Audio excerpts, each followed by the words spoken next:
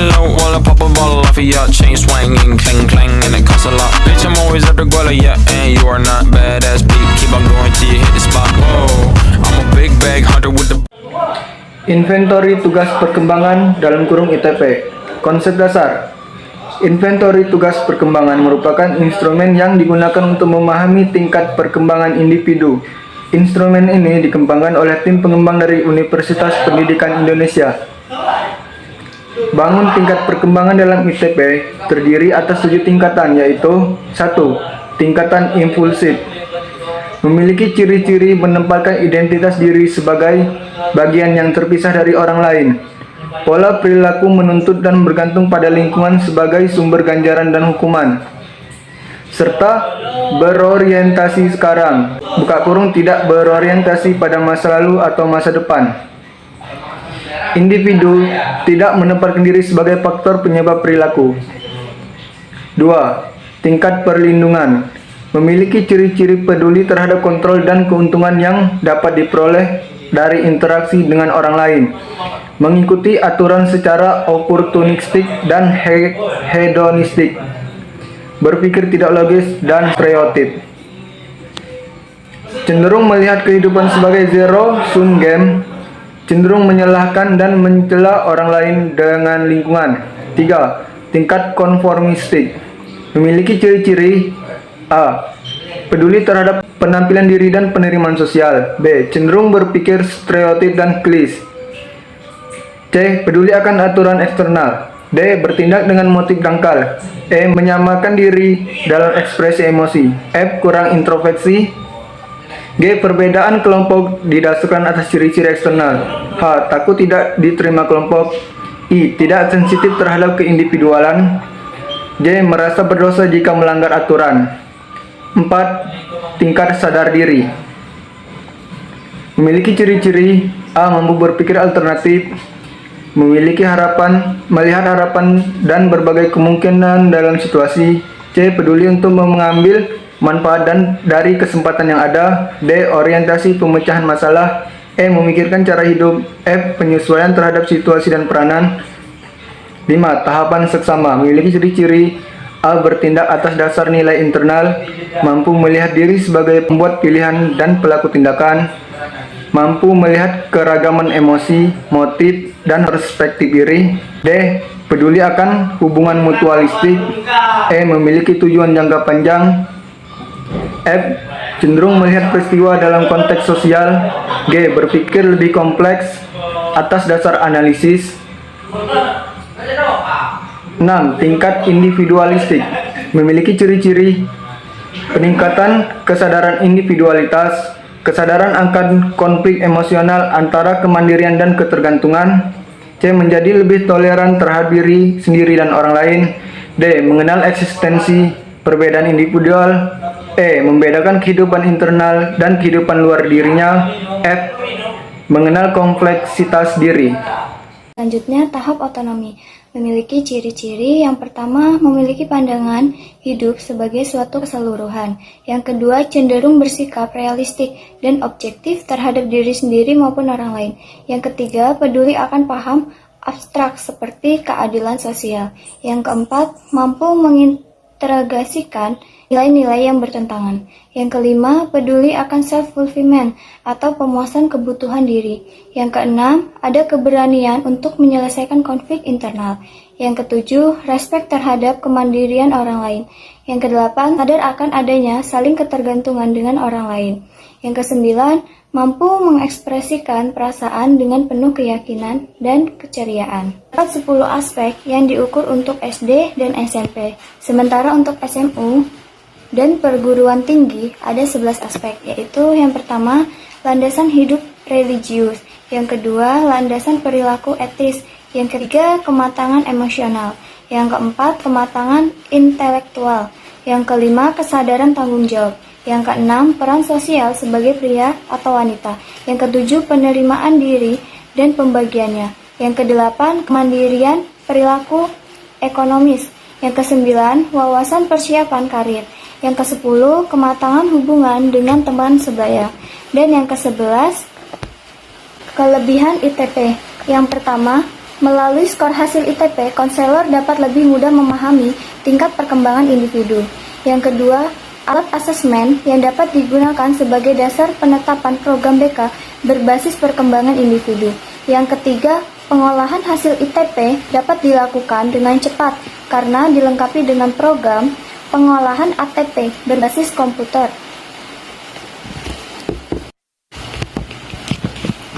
Keterbatasan ITP. Yang pertama, belum dapat digunakan sebagai alat seleksi baik untuk menentukan kelulusan maupun untuk penempatan. Yang kedua, skor ITP belum diuji hubungannya dengan aspek perkembangan atau aspek kepribadian yang lainnya sehingga belum dapat digunakan untuk memprediksi aspek kepribadian secara lengkap.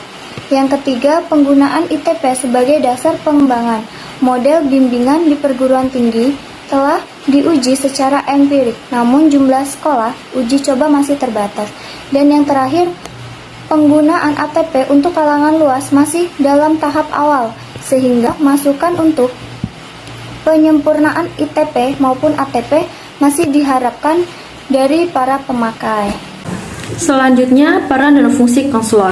Yang pertama, perencana, yaitu mulai dari menetapkan tujuan pelaksanaan asesmen, menetapkan peserta didik sebagai sasaran asesmen, menyediakan buku dan lembar jawaban ITP sesuai jumlah peserta didik sasaran, dan membuat satuan layanan asesmen. Yang kedua, pelaksana, yaitu memberikan variable setting atau menjelaskan tujuan, manfaat, dan kerahasiaan data. Memandu peserta didik dalam cara mengerjakan sehingga dapat dipastikan seluruh peserta didik mengisinya dengan benar. Yang ketiga, melakukan pengolahan data kuantitatif mulai dari menghitung hasil dengan menggunakan format yang spesifik. Berdasarkan skor yang diperoleh, menetapkan tingkat pencapaian tugas perkembangan, membuat grafik 11 aspek perkembangan, serta membuat deskripsi analisis kualitatif, pencapaian tahap perkembangan, dan aspek perkembangan dengan merujuk pada pedoman yang ada. Lalu yang keempat, melakukan tindak lanjut dari hasil asesmen dengan membuat program layanan BK yang sesuai dengan kebutuhan dan kondisi peserta didik. Selanjutnya, langkah pengadministrasian. Perencanaannya adalah sebelum pelaksanaan asesmen, konselor melakukan perencanaan dengan menetapkan tujuan layanan asesmen, menetapkan sasaran dan jumlah sasaran layanan, menetapkan waktu dan tempat pelaksanaan asesmen yang memiliki pencahayaan dan sirkulasi udara yang baik, penyediaan meja dan kursi yang nyaman untuk mengerjakan asesmen. Selain itu, mempersiapkan buku ITP dan lembar jawaban sesuai dengan jumlah sasaran yang akan mengikuti asesmen. Pelaksanaannya, pada saat pelaksanaan asesmen dengan menggunakan ITP, konselor perlu melakukan beberapa hal, yaitu yang pertama, pada pertemuan awal konselor memberi verbal setting atau menjelaskan tujuan, manfaat, dan kerahasiaan. Yang kedua, kepada siswa dibagikan buku inventory beserta lembar jawaban. Yang ketiga, siswa diminta mengisi identitasnya pada lembar jawaban. Lalu yang keempat, konselor membacakan petunjuk pengerjaan, sementara siswa membaca petunjuk yang terdapat dalam buku ITP.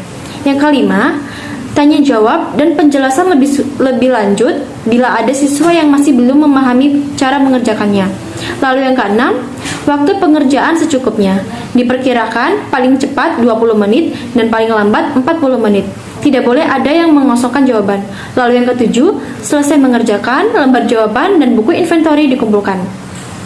Selanjutnya ada langkah-langkah pengolahan dan analisis penskoran dan pengolahan. Setelah melaksanakan asesmen selesai, konselor mengelompokkan lembar jawaban sesuai tingkat sekolah, sebab masing-masing tingkat memiliki kunci jawaban yang berbeda. Lalu yang B, menghitung tingkat konsistensi jawaban. Yang pertama, lihat kesamaan jawaban terhadap dua nomor yang isi pertanyaannya sama persis. Pasangan nomor yang isinya sama persis dapat dilihat dari tabel konsistensi. Yang kedua, bila kedua jawaban sama, diberi skor 1. Bila tidak sama, diberi skor 0. Tulis angka tersebut dalam kolom konsistensi di lembar jawaban. Yang ketiga, jumlahkan skor konsistensi. Jumlah skor maksimal 11. Skor konsistensi yang kelima ke bawah menunjukkan bahwa yang bersangkutan kurang serius dalam mengerjakan ITP. Lalu, yang C menghitung skor setiap aspek perkembangan. Yang pertama, pada lembar jawaban, tulis skor tiap nomor sesuai dengan kunci. Yang kedua, jumlahkan 6 skor yang satu baris Tulis jumlah itu pada kolom paling kanan dan lembar jawaban. Yang ketiga, lakukan sampai baris terbawah. Yang keempat, masing-masing jumlah skor dibagi 6, diperoleh rata-rata skor setiap aspek. Skor setiap aspek itulah yang menunjukkan tingkat perkembangan siswa dalam aspek yang bersangkutan. Lalu yang D menghitung rata-rata skor aspek tiap siswa dan rata-rata seluruh siswa atau kelompok. Rata-rata skor ini digunakan sebagai bahan perbandingan untuk menganalisis ITP. 1.